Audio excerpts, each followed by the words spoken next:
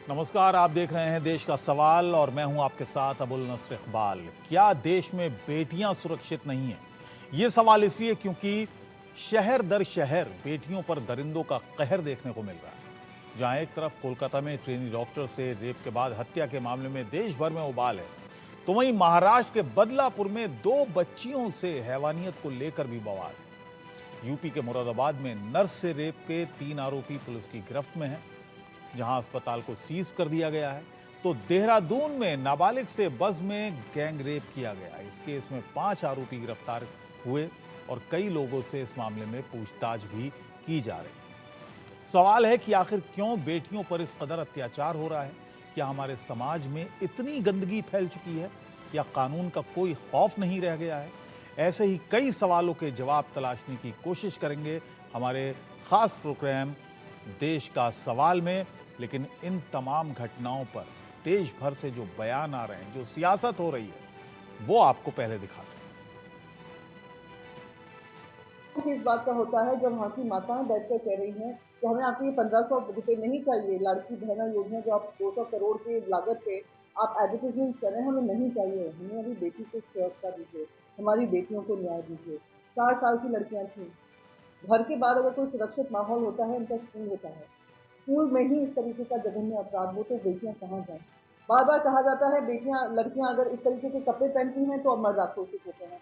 अगर महिलाएं रात को लेट निकलती हैं तो मर्द अपने आप को कंट्रोल नहीं कर पाते हैं। कब तक महिलाओं पे आप दोष मढ़ेंगे? कब तक जिम्मेदारी महिलाओं की बनी रहेगी? कब तक उनको न्याय से आप दूर रखोगे? कल कोर्ट का जो verdict आया सुप्रीम कोर्ट का, वो दर्शाता है कि कोर्ट का, भारत के सर्वोच्च न्यायालय का ममता बनर्जी के सरकार के ऊपर, पुलिस प्रशासन के ऊपर कोई फेथ नहीं है। इसलिए इमीडिएटली सीपी को हटा देना चाहिए, तत्काल अपने पद से हटा देना चाहिए। और दूसरी बात यह है कि ममता बनर्जी के राज्य में एक के बाद एक महिलाओं के ऊपर अत्याचार हो रहे हैं।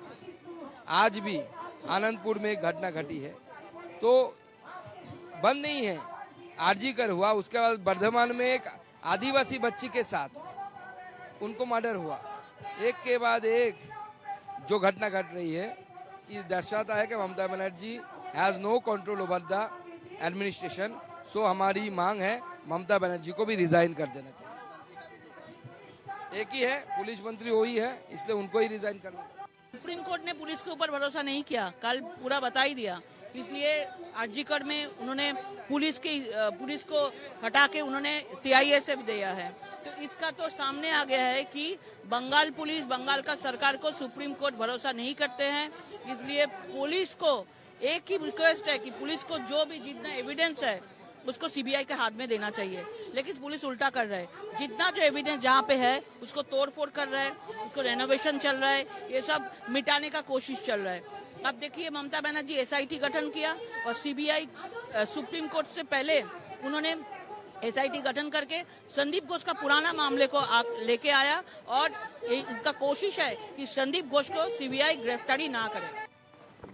जो कल की बदलापुर की जो घटना घटी है, 4 साल की बेटी के साथ में इस प्रकार से घटना घटी हो और पुलिस उसको 13 घंटे के बाद उसका एफआईआर रजिस्टर करती है। इसमें सबको संशय, डाउट आ रहा है कि 13 घंटे क्यों लगे।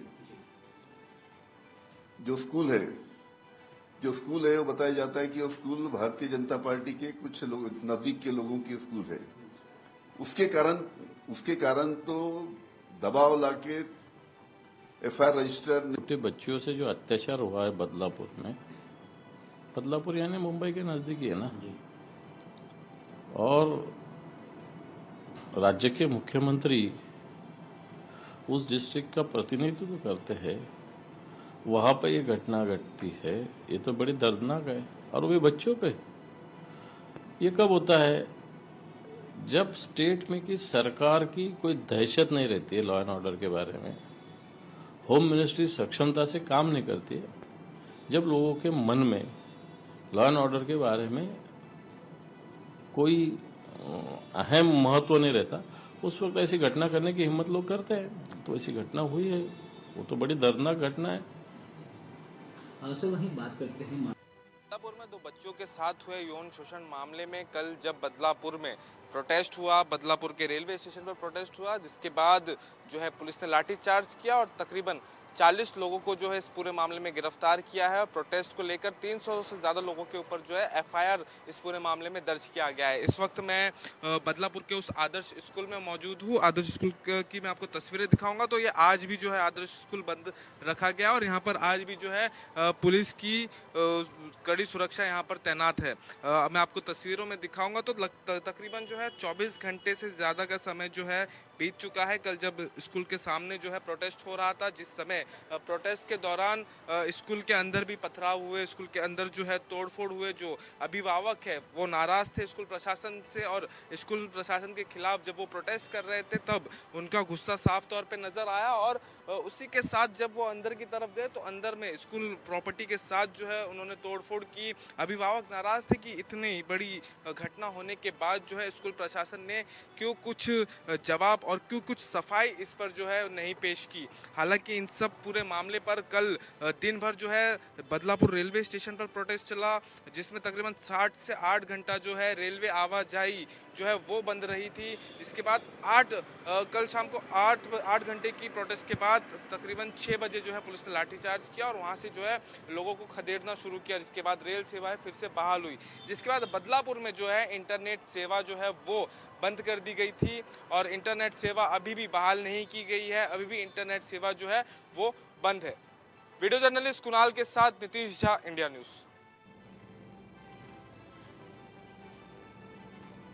और बेटियों पर हो रहे अत्याचार को लेकर जगह जगह मार्च निकाले जा रहे हैं, धरने प्रदर्शन किए जा रहे हैं। एक तरफ कोलकाता में विरोध मार्च निकाला जा रहा है तो दूसरी तरफ दिल्ली में भी प्रदर्शन देखने को मिल रहे हैं।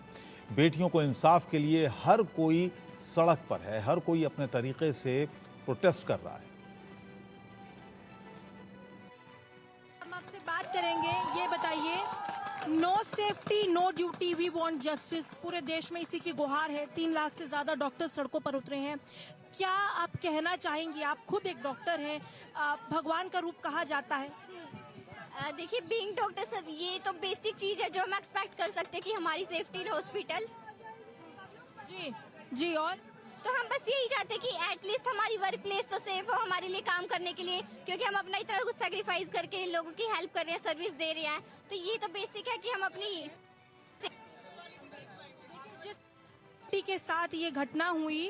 जिस बेटी के साथ ये घटना हुई वो ट्रेनी थी, है ना।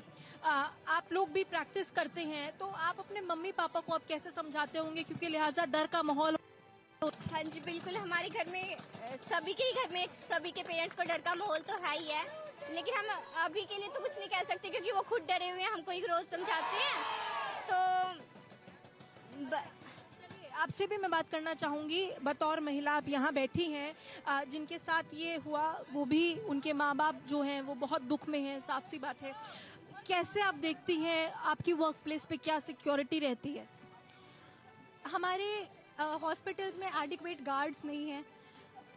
आए दिन हिंसा के मामले सामने आते ही रहते हैं, क्योंकि लोग बीमार पड़ते हैं, अगर उन्हें कुछ हो जाता है तो उनके जो परिजन होते हैं वो काफ़ी इमोशनल डिस्ट्रेस में होते हैं।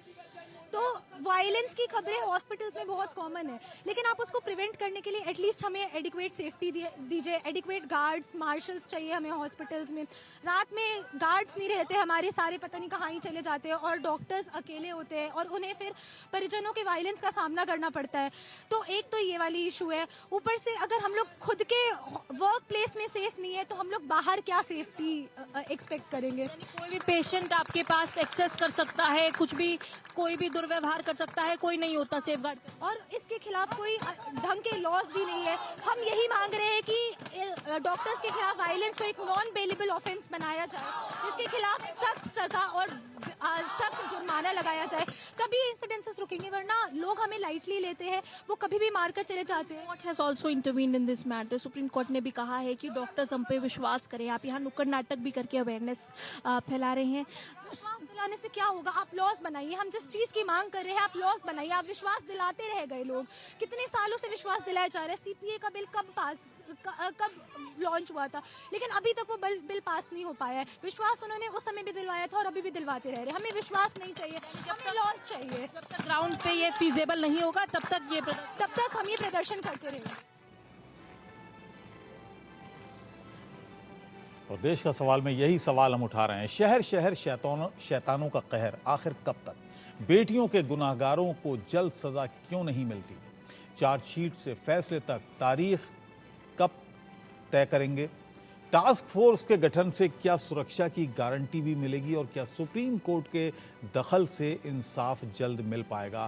फास्ट ट्रैक की बात हालांकि हो रही है, लेकिन बहुत मुश्किल हो जाता है इंसाफ की राह पकड़ना, इंसाफ तक पहुंच पाना। हमारे साथ खास मेहमान जुड़ गई हैं। शाइना एनसी हमारे साथ हैं, प्रवक्ता हैं भारतीय जनता पार्टी की। डोला सेन हमारे साथ हैं, राज्यसभा सांसद हैं टीएमसी से।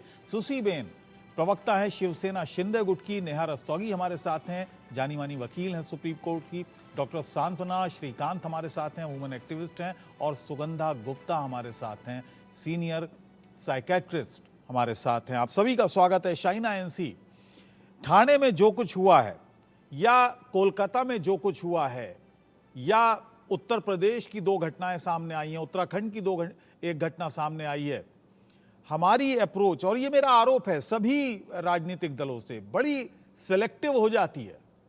हम आवाज उठाएंगे, कलकत्ता की घटना पर आवाज उठाएंगे क्योंकि वहां पर ममता बनर्जी की सरकार है, टीएमसी की सरकार है। ठाणे पर हम कुछ नहीं बोलेंगे, उत्तर प्रदेश में हम कुछ नहीं बोलेंगे, उत्तराखंड पर हम कुछ नहीं बोलेंगे।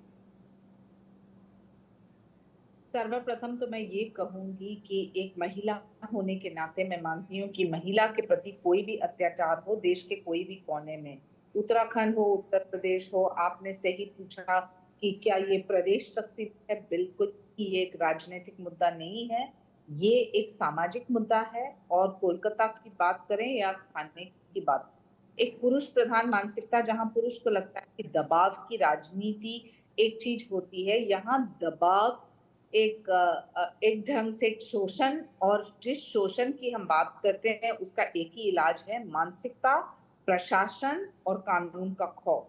ये तीनों चीज के ऊपर हम फोकस करें तो हमें राहत मिलेगी, नहीं तो महिला आंदोलन करते रहेगी। और आंदोलन करना भी चाहिए क्योंकि आक्रोश ये पुरुष और महिलाओं में एक बराबर नहीं, तब तक समाज में कोई बदलाव नहीं आ सकता है।